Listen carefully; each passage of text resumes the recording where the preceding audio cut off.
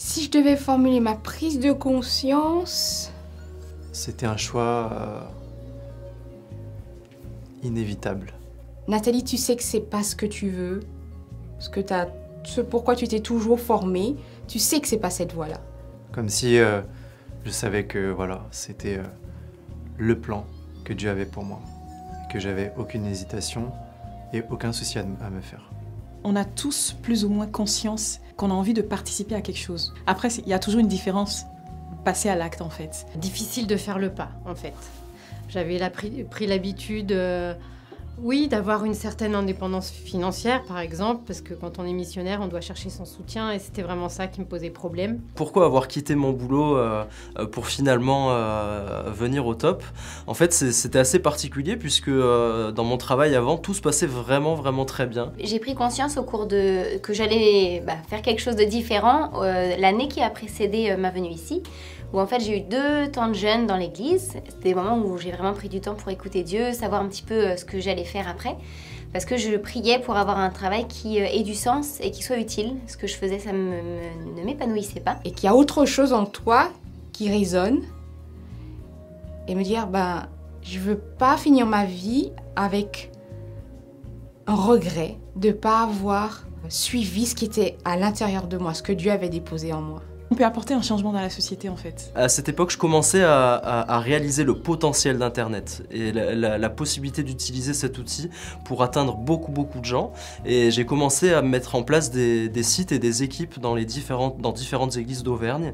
Et en fait, c'est comme ça que j'ai commencé à sentir vraiment que Dieu m'appelait à continuer dans cette direction-là, alors que c'était pas forcément ma passion première. Donc c'était ce refus de prendre cette voie sans issue, de choisir une voie sans issue et de passer à côté de la voie que Dieu voulait et veut pour moi. Quand Dieu me demande d'aller plus loin, il se passe quelque chose d'assez particulier. C'est comme si je suis un papillon et j'ai une prairie et c'est mon territoire et c'est là où je suis et je vole et je connais chaque brin d'herbe et je connais chaque arbre, je connais chaque oiseau, je les connais vraiment bien. Mais quand Dieu me demande d'aller plus loin, ça commence à devenir trop petit pour moi.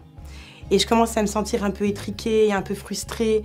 Et il y a ce temps, en fait, Dieu met des choses sur mon cœur, Dieu me parle 1 fois, Dieu me parle 2 fois, Dieu me parle 3 fois. Et ça commence à devenir trop étriqué pour moi. Et je regarde et je commence à vouloir aller au-delà de l'arbre, au-delà de tel brin d'herbe. Je veux aller plus loin. Il y a une frustration saine qui s'installe. Je comprends que Dieu me demande d'aller plus loin. Et à ce moment-là, je me dis, ok Seigneur, c'est quoi la prochaine étape? Où est-ce qu'on va? C'est quoi la prochaine marche de l'escalier? Je veux aller plus loin. Et j'ai besoin d'aller plus loin parce qu'il y a quelque chose en moi qui a besoin de s'exprimer. J'étais dans cette dimension d'avoir compris comment Dieu allait pouvoir m'utiliser dans les nouvelles technologies et dans Internet. Et donc c'est à ce moment-là que Dieu m'a vraiment challengé par rapport à un message que j'avais vu sur le top de rejoindre l'équipe. En fait, dans ces 2 temps de jeûne, c'est comme si la conclusion était Dieu t'appelle maintenant à le servir, à reconstruire le temple, à reconstruire la muraille pour sa maison, pour son temple, pour son royaume. Et c'était bien précisé, tu t'en sens peut-être pas capable, mais c'est moi qui vais t'équiper pour ce que je t'appelle à faire. Et du coup, je savais pas, à ce moment-là, je savais pas du tout ce en quoi ça consistait. Et puis en fait, après on est venu me chercher et du coup, j'ai compris. J'étais au Canada et puis quand j'ai accepté le Seigneur, j'avais tout de suite envie de servir. Vraiment, c'était un appel très profond et puis les responsables de l'église rapidement m'ont interpellé avec Charmian en disant « Est-ce que vous ne pourriez pas vous occuper des 100 conjoints ?» Vraiment, ça nous a interpellés, on avait vraiment envie de servir, quoi. C'est-à-dire que ça n'a pas cessé, en fait, mais ça a grandi. Et puis, au fur et à mesure, donc j'étais bénévole pendant de nombreuses années. Je continue mon métier en même temps, de consultant. Et puis, j'ai eu l'opportunité de travailler avec notamment un partenaire qui s'appelle Billy Graham. Et là, c'est devenu plus permanent, quoi. Il y avait un message extrêmement puissant de la Bible, de l'Évangile, de l'amour de Jésus et tout. Et que ce message, on avait besoin de l'apporter au plus grand nombre. Et je me suis dit, waouh, j'ai une chance extraordinaire de pouvoir travailler dans mon domaine, mais à plein temps, du coup. Et là, j'ai vraiment senti l'appel de Dieu dans mon cœur. Ça a été progressif, en fait, mais maintenant, c'est temps plein, c'est sûr, c'est génial. Aidée par la conviction, l'amour que je ressentais et ce que je voyais autour de moi, voilà, j'ai fait le pas. Il y a une prise de conscience, mais qui est beaucoup aidée par Dieu en fait. Il vous aide à ne pas avoir peur, voilà. Stéphane était directeur à l'époque et rejoindre Stéphane dans la mission, travailler à ses côtés, c'était compliqué pour moi parce que c'est quelque chose qu'on n'avait jamais fait qui me faisait peur. J'ai lutté avec ça pendant pas mal de mois parce que je sentais que le Seigneur me demandait de le rejoindre. C'est dans tes temps avec Dieu, tu sens que tu luttes contre quelque chose qui naît en toi. Et en fait, quand j'ai capitulé devant Dieu, c'est une paix incroyable qui est rentrée en moi. Et je voulais pas en parler à Stéphane. Et puis un jour, il m'a dit, tu sais, je cherche quelqu'un pour m'aider.